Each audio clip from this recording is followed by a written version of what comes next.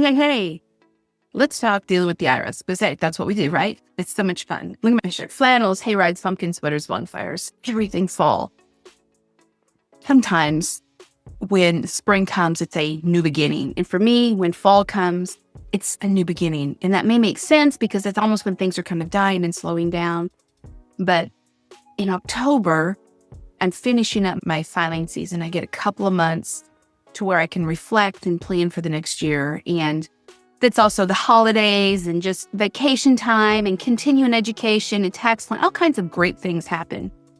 But for some of us, it's also a time when that final tax return and that final date passes, our rolling 6 years changes. So you may be thinking, what does that mean? Well, that means that soon a year falls off and soon a year opens up.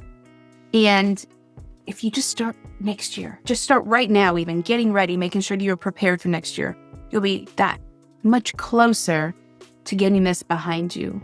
And I've said it before, but if you just take one step forward, one at a time, whether it's figuring out what you owe, how much you can pay, figuring out how long you have to pay, figuring out the 3 pillars that I feel you need to know for any tax situation. Now, mind you, it doesn't mean that you will like the outcome.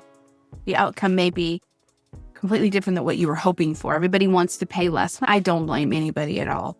Not realistic at times, but I don't blame them. And it's human nature to want to fantasize almost or dream about getting out without getting slapped. You can't have it both ways. We can't break the rules and then get out with not having any consequences. It seems like that in society, but when it comes to taxes, that doesn't work. So we're going to figure out the 3 things that you have to know to solve your situation. How much you owe, how long you have to pay, and how much you can pay. Those 3 things. I can't even get my fingers to work. 3 things. It's all you need to know. You get those 3 things and, okay, maybe that's overwhelming. Work on one thing at a time. How much do you owe?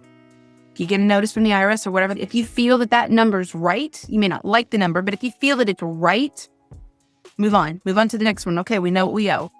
How long do we have to pay? Well, I don't know. Good place to start. Now, there are things along the way that can change this, but start with 10 years. We have 10 years for them to collect a tax. So we look at the tax year that we owe for and we look at where we are. Was that 10 years ago? If not, how long ago was it? Was it 2 years, 5 years, 8 years? We need to know. The closer it is to that 10 years, the more important it is to know what that CSED is, which is collection statute expiration date. Okay, you will look back like, yeah, I've got like 7 years left. It was just a few years ago where I had a hiccup. Okay, well, we know 7 years is a long time that the IRS has to collect. Statistically, a lot of things can change between now and then in your situation and for the IRS's. So hoping that you'll get a settlement when you have 7 years left to pay, not saying it's unrealistic, but I'm just saying that your chances, your probability goes down. Because the longer the IRS has to collect, the less likely you are to qualify to pay less. Hopefully that makes sense. So, okay, we kind of have an idea of where we are in the collection process.